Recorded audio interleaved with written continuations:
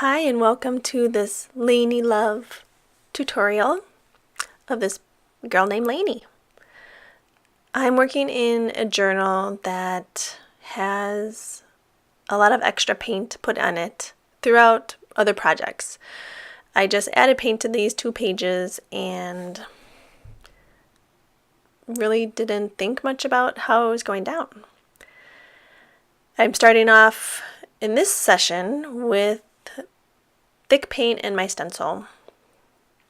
It was a little bit too thick initially, so I got my paintbrush a little wet and I used it to wash off all the paint left in the stencil.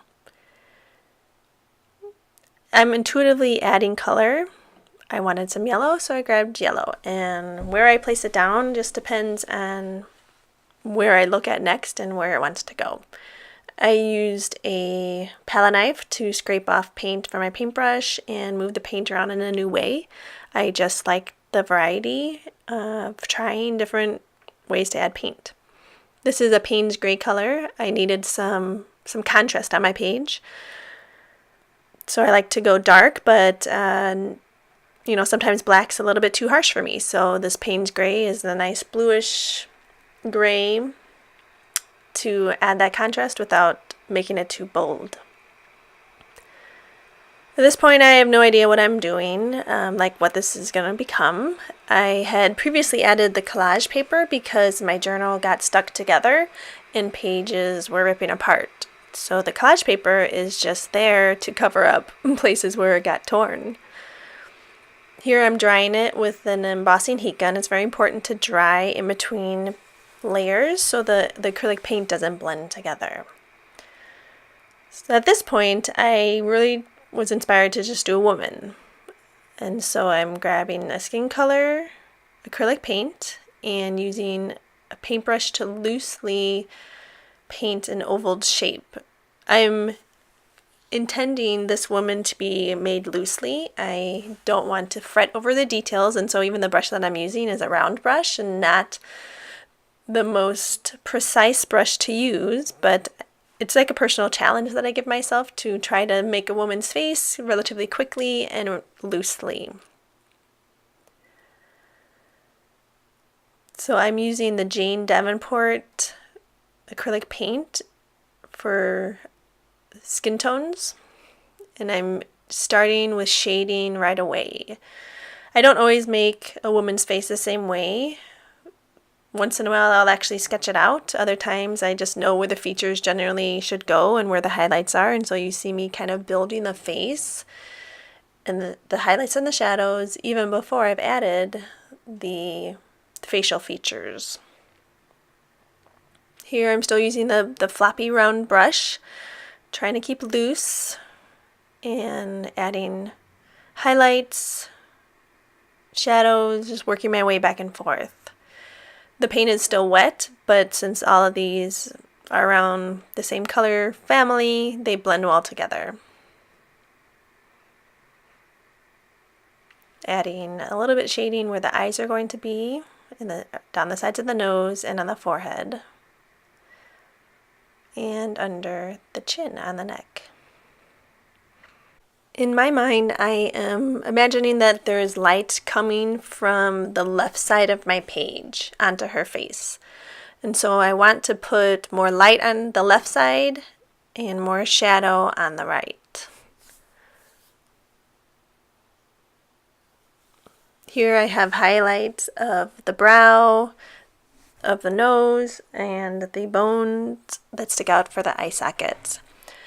The face was a little too wide here, so I got my paintbrush wet and scrubbed it onto the acrylic paint, because even though acrylic dries and is permanent, you have a little wiggle room to remove it. If you can get it wet, let the water sit a little bit, and then scrub it away.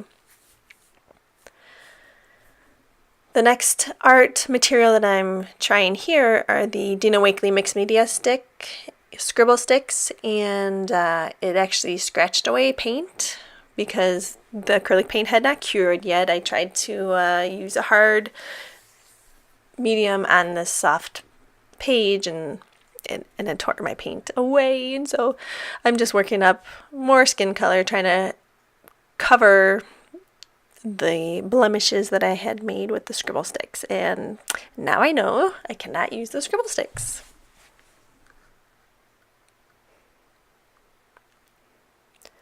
The good thing with acrylic paint is you can always cover up, you can add layers, and it's just really a great forgiving medium to use, which is one of the reasons that I generally use acrylic paint the most.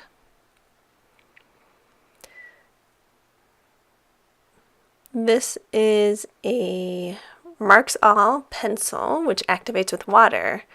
I'm trying to sketch out the facial features, but again, it's this pencil as well as not drying great on the acrylic paint because it's a little bit soft still.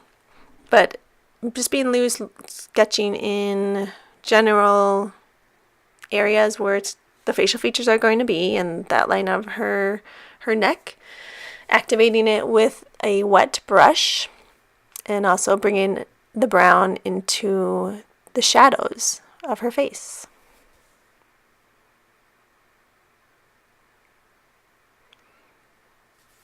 Working with my acrylic paint to add more shading to the eye sockets, the hairline around the right side of the page on her face and under her neck. Adding in the lighter skin color too. A lot of faces require multiple layers of acrylic paint. I know a lot of my students get frustrated with the faces not turning out how they like, and oftentimes you just need to keep going, keep adding paint, keep working up those layers, and then that really brings it all together in the end. So I'm adding the upper lip with my pink paint. A lot of times I don't sketch out the upper lip, but I just do where the mouth meets, and then add the lips below and above that line. You'll see me working the shadows with the highlights multiple times. I'll add in a highlight, which is what I'm doing here, and then I'll move on to another part and let that dry, add shadows, highlights, keep working my way back and forth.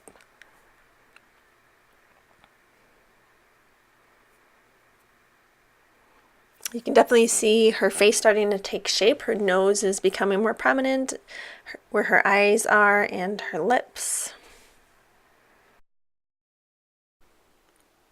Now it's time to add the whites of the eyes and other highlights, just using regular acrylic paint and a smaller paintbrush, but I'm still not being too precise with the shape of the eyes, trying to get them symmetric, but still trying to be a little bit loose with the construction of this woman. Adding in highlights above the eyes, the eyebrow, cheekbones, above the lip, tip of the nose, chin, the left side of the page on the neck, and the forehead. I love using my fingers to blend it together because when you use a paintbrush alone, you can typically see the brush strokes, and the fingers just blend it that much better.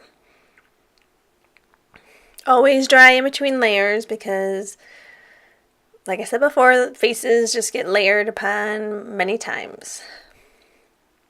Now it's time to add in some definition to her face. I have a brown color here and adding in more of a shadow, wetting the paintbrush to spread the paint around a little bit more. Here again, I have the rounded brush that's a little bit more floppy, so I'm not really allowing myself to get too precise because this brush is very pliable and I can't control the bristles as much.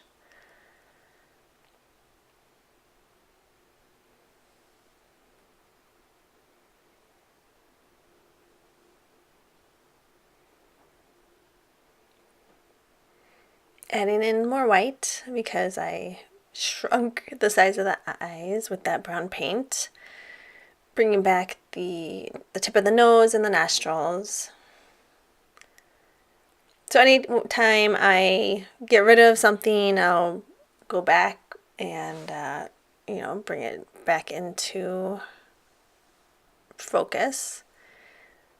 Now I'm using Faber-Castell Pitt pens. I really love these pens because you can see as I put some lines down, I can blend it with my finger, and that just makes like instant shading.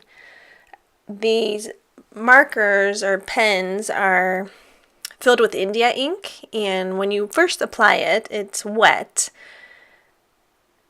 but it will dry. So you have like a few seconds to move it, and then when it dries, it's permanent. So it's really great for adding shading, and I especially love using it for faces. But you can see if I try to layer it on top of a color that's been down and not completely dry, it doesn't work as well. So I've added the eyebrows. I'm working on shading below the chin. I wanted to cover more of a surface area, so I got the fatter marker. Just working in areas of shading. Your finger doesn't allow a ton of precision, so here again, it's a good way to challenge myself where I can't get too overly particular about laying things down just right.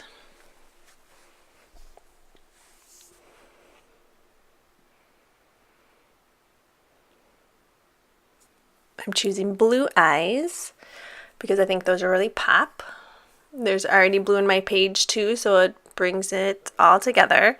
And I actually even move the blue across the eyelids just to bring that color into more areas of the face instead of just concentrated in the iris alone.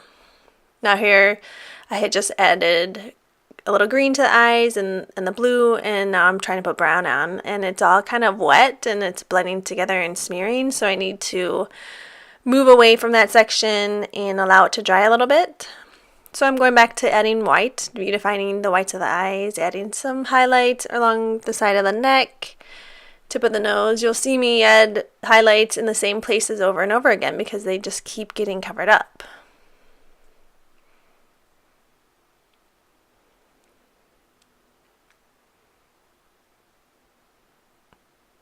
Adding a little color to the cheeks, and then in the eyes as well. So just like the blue of the eyes, I added those to the eyelids. I'm going to add the same color from the lips into the eyes, just to move that color around her face and create unity. So her lips have it, her cheeks, and her eyes.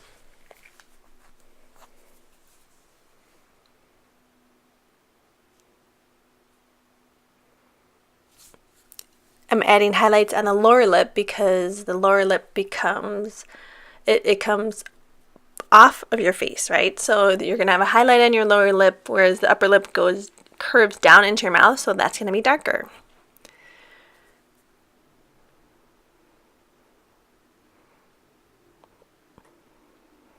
So when you think about highlights, you want to think about any part of your face that sticks out.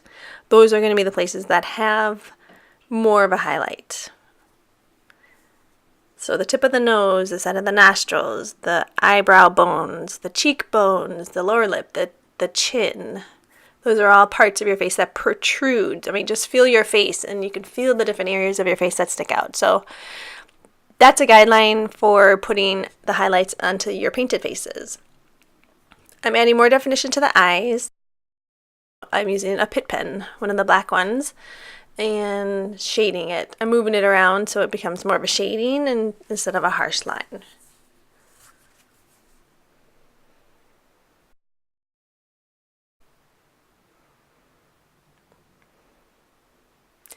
Adding shadow around the face, but I don't want to just outline the whole face either. I'm also adding shading to the eyeball because the eyelid creates a shadow onto the whites of the eyes. Now, when you work with your fingers like this, it's very easy to make colors start to smudge together.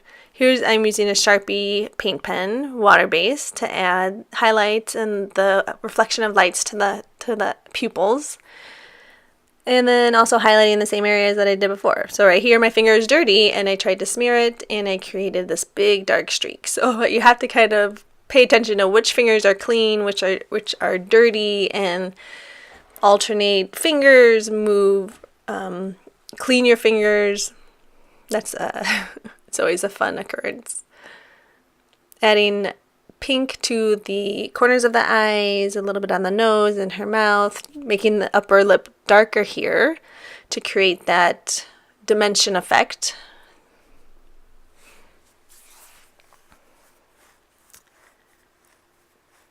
You can see how this face is slowly coming together through all the layers and adding and taking away, adding, taking away. Now I'm using a colored pencil to lightly add more shading into the upper lip, the nostrils, the eyes, around the side of the face, and the hairline.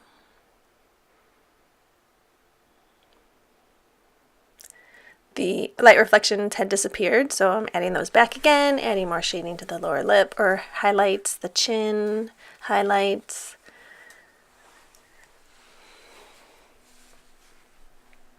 Here I'm still being pretty loose, trying not to get too attached to anything in particular, because everything can be reworked. I'm using the same brown color that I had initially when I first started to shade the face, and then mixing that with black.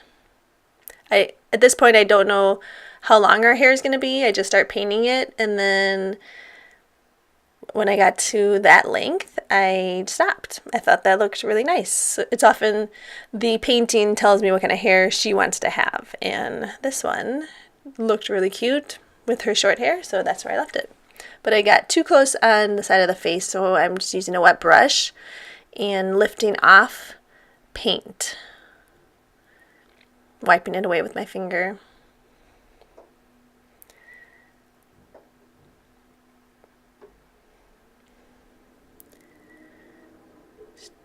Just defining the shape a little bit more and filling in with both of those two colors, the brown and the black.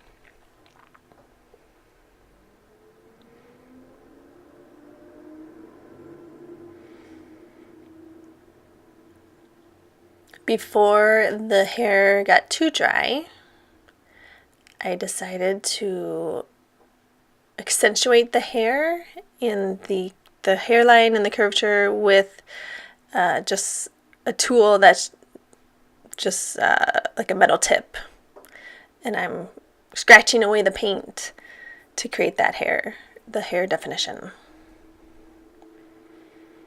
Coming in with more colored pencil, choosing more of a magenta here in the lips and the eyes, adding more definition to the lips and more color in the eyes. Here again you can see I'm moving that same color around her to include the same colors in the shading around the face and the neck.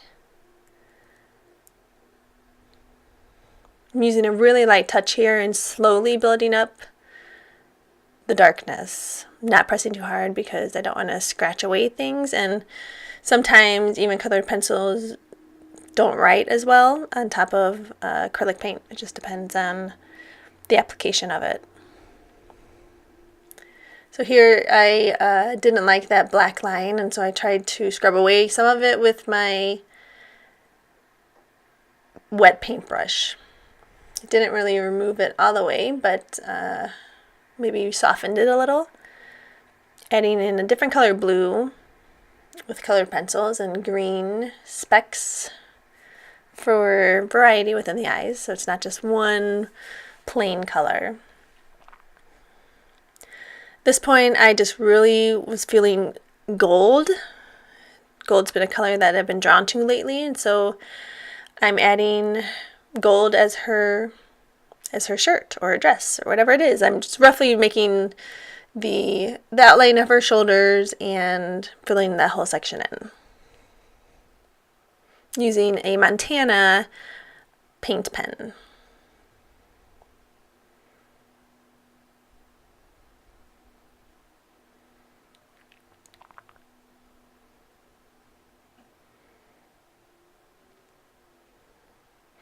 I have some rub-ons that I will pull out once in a while to use. I thought this girl would be really cute with some rub-ons, and it's just a really easy way to add more variety. You can get ones that are really defined and intricately detailed.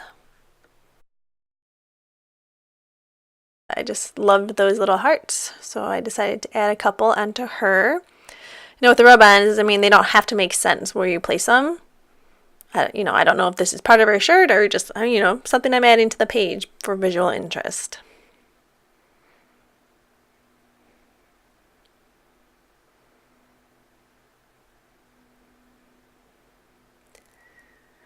And I wanted to use this I love you section, but I wasn't sure where on the page to put it. So you saw me move it around, trying to decide, and this spot over to the right is nice and dark.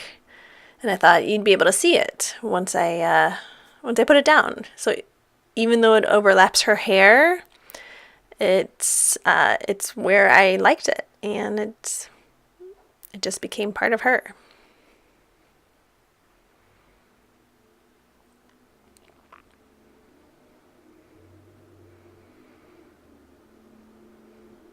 Rub-ons can be tricky to put on sometimes because part of it will stick and other parts won't, so you really just need to take your time, hold it in place, lift it off, peek and see if it's all stuck, if it's not, and just work your way around it.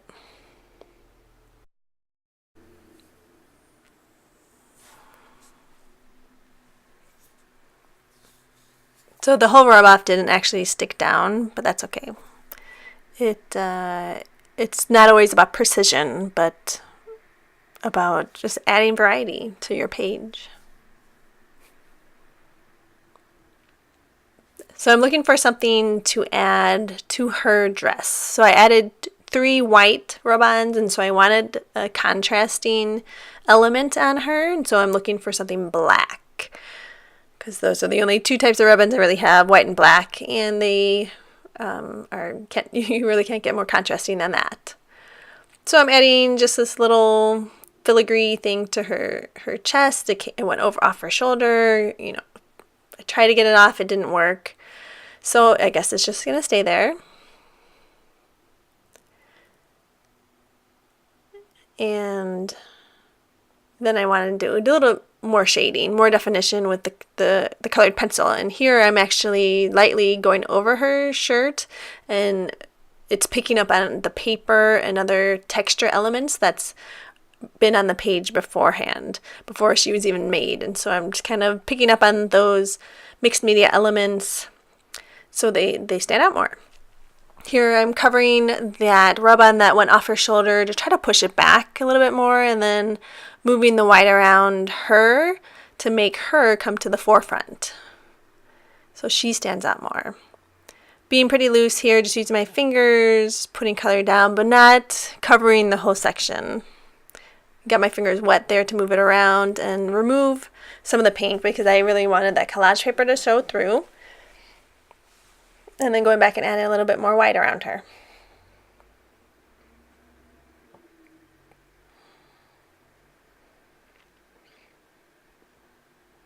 And that is it. I hope you liked this tutorial. If you have any questions or comments, please leave them below. I love sharing my work, and I'm glad you're here, and I'm glad you watched it. You can find out more about me at lulubees.com, and have a great one.